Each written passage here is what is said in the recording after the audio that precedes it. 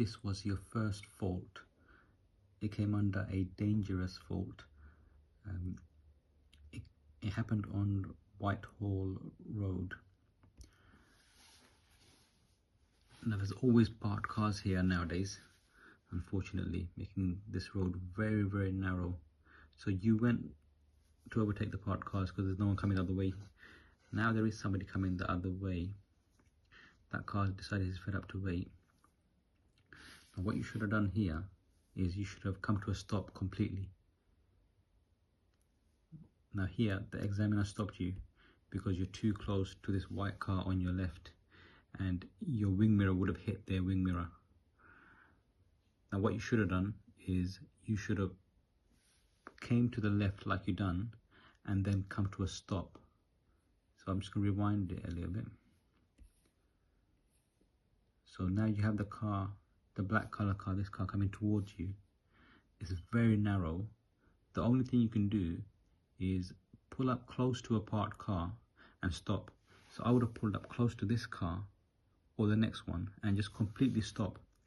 Let the other driver maneuver around you. They're the more experienced driver. They'll find it easier to maneuver in a tight gap. So if you just pull up as close as you can to the parked car and stop, that's the only thing you can do. But you try to keep moving, which is not a good idea, and the examiner braked and stopped the car because it was going to hit the wing mirror of the white color car. So here you've pulled to the left. Okay, now stop, completely stop. But you kept going, and you would have hit that wing mirror. So the examiner stopped you. You should have stopped yourself. Let the oncoming car drive past and then be on your way. So this is a lesson for all learner drivers. Okay, in a tight space, pull up next to a parked car on your left in this situation and just stop.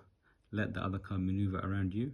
Once they've passed, you can move back away from the parked cars, back to a safe space, and then drive on. Your next serious fault happened here, turning right before this white building. This road here, it's a one-way road, and that's why you don't get the markings on the floor. So on the floor, normally here, you'd get giveaway marking of a car for the car to come out, but it's not here because this is a one-way road. Cars are only allowed to go into the road. No cars are allowed to come out of the road. And then usually you get a line down the middle of the road, and that's where you can kind of measure your turning reference. But there is no line here because it's just one lane and it's a one-way road. And what you've done is you turn late and you miss your turn. So you've gone too far forward and you've missed your turn.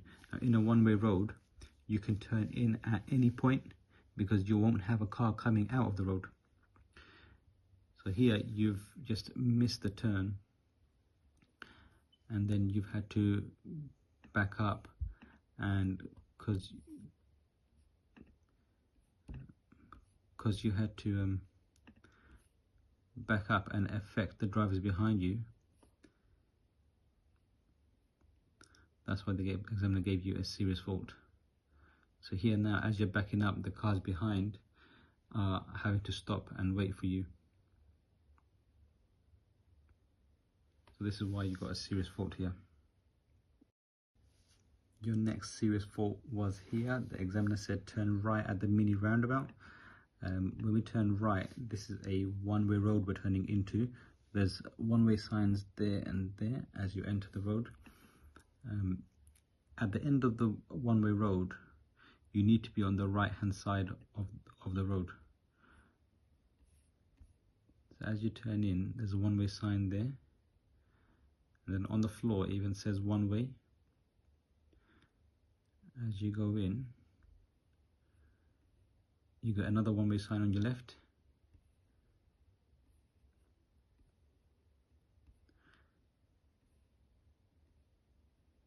Now you got another one-way sign on your left. And then at the end of the road, the instruction was to turn right, and you've not moved over to the right-hand side of the road. Now on the floor, the giveaway marking is all the way from the left all the way across to the right. You'll be giving way from the right hand side here to turn right, because no one's allowed to enter this road. So, but you turn right from the left hand side like it's a two-way road, and this is why you got a serious fault here.